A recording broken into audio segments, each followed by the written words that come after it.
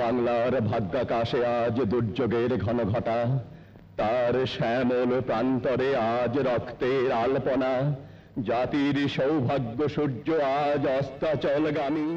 ঢাকাই সিনেমার রঙিন নবাব বন্দী হলেন সাদা কালো ফ্রেমে। রূপালী রিলে তিনি যে আর কখনোই ফিরবেন না নতুন করে নতুন কোনো গল্পে। ৮৪ বছর বয়সে জীবনের ইতি টেনেছেন চলচ্চিত্র অভিনেতা প্রবীর মিত্র। ফুসফুসে সংক্রমণ সহ তিনি শেষ সময়টায় ভুগেছিলেন বার্ধক্যজনিত নানা অসুখে।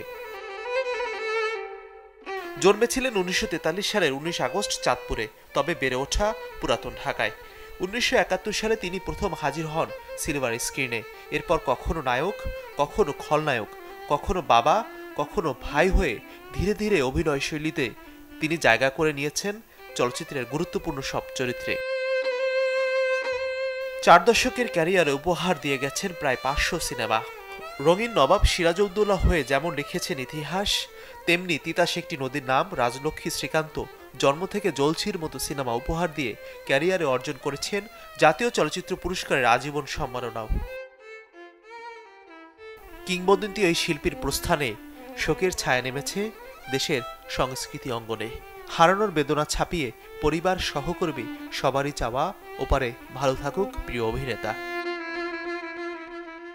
মাজহারুল ইসলাম তামিম, চ্যানেল 24।